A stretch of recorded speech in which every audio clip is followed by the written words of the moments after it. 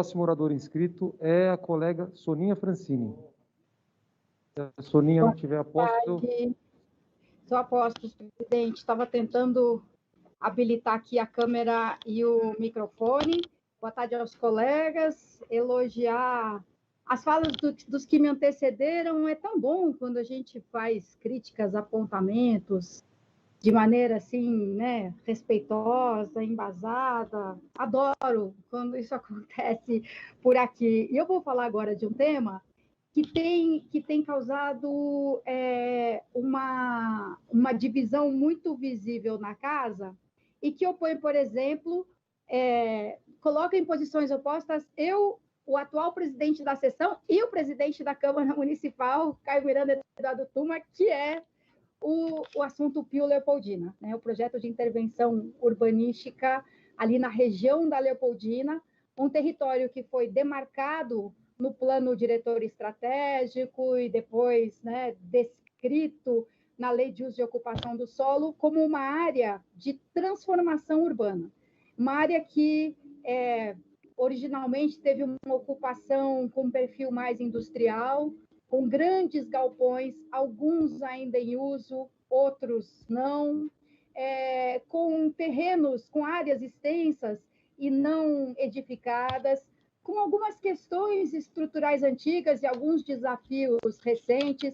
Então, o plano diretor identificou, olha, existem zonas urbanas que são propícias à transformação, que precisam de uma transformação para serem mais diversas, mais vivas, mais saudáveis, mais seguras, e depois, então, vieram as regras, né, para cada uma dessas áreas, qual seria, né, que tipo de transformação a gente estaria falando.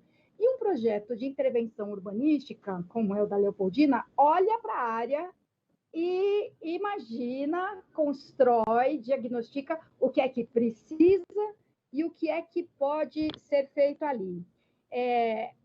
Esse processo do Pio Leopoldina me parece, ou eu vejo ele como uma evolução de processos anteriores da tentativa de a gente usar o recurso privado em benefício da coletividade. Porque esses mecanismos urbanísticos, eles foram feitos para trazer um equilíbrio maior nos pratos da balança. Porque, historicamente, o que acontece? A prefeitura é a responsável pelos investimentos em infraestrutura urbana.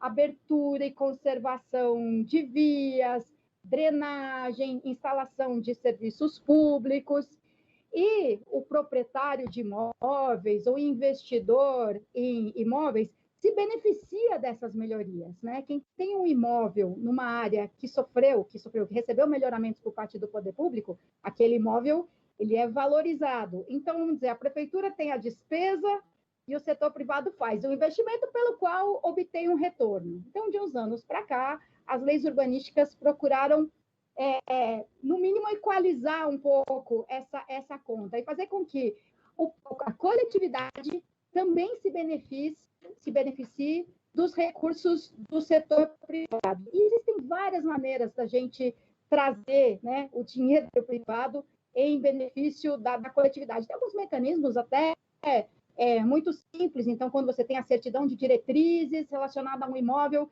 que é caracterizado como polo gerador de tráfego. Então, o empreendedor... Nossa, a minha imagem está travando muito para mim, não sei se para todo mundo, mas eu estou aqui na própria Câmara e a nossa internet aqui não é assim das mais potentes. Voltei, presidente. Desculpem, até que ponto a minha fala foi audível? Até quando você disse sobre a Câmara e falou que o sinal, até mesmo aqui na Câmara, não era tão bom. Aí caiu. Obrigada, presidente.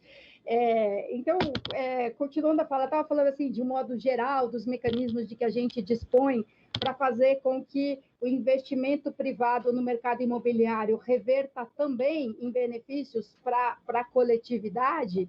Então, a gente tem vários deles, ou pelo menos os estabelecimentos, os empreendedores assumirem parte da responsabilidade pelos impactos negativos, vamos dizer, dos empreendimentos novos. Então, quando você tem um empreendimento que é um polo gerador de tráfego, por exemplo, é emitida uma certidão de diretrizes que estabelece uma série de intervenções que serão feitas com o recurso privado para mitigar o impacto de um aumento de tráfego na região, por exemplo. A gente tem as operações urbanas e temos essa figura do projeto de intervenção urbanística, que é muito criticado por parte dos moradores da região, e tem um aspecto em especial sobre o qual eu vou falar agora, já deve estar terminando o meu tempo, que é a área da antiga CMTC, que é um terreno no qual foi constatada a contaminação do solo. Essa contaminação, alegam os que se opõem ao PIO Vila Leopoldina, eles dizem que essa contaminação seria uma razão para não se fazer um empreendimento habitacional ali, porque, segundo o projeto de intervenção urbanística, uma parte daquela área receberia unidades de moradia, de habitação de interesse social, para onde se mudariam os moradores de uma das duas favelas que tem dentro desse perímetro do Pio. Eu não lembro se seria a favela do 9, que é perto do Portão 9 da CEAGESP, ou a favela da Linha. Mas uma das duas, né, os moradores de uma delas se mudariam para um conjunto habitacional erguido em parte desse terreno que era da antiga CMTC e que tem uma contaminação.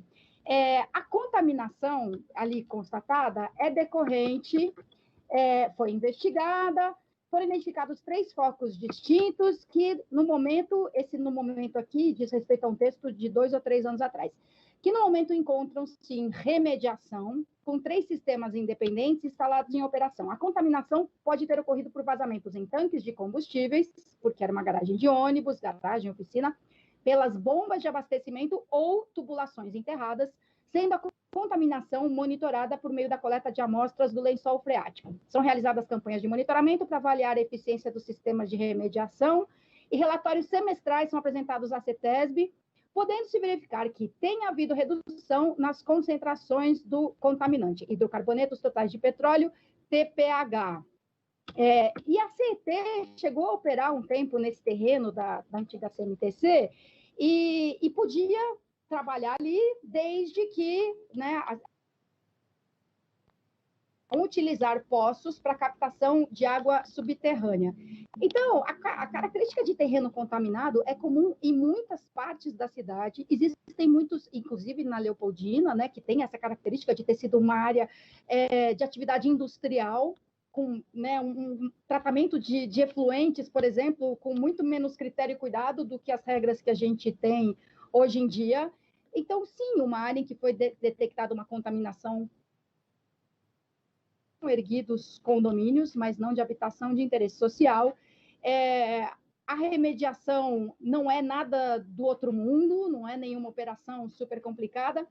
E alguns desses mesmos moradores que dizem que ali não pode ser feito um edifício de habitação de interesse social, defendiam que ali fosse feita uma biblioteca-parque.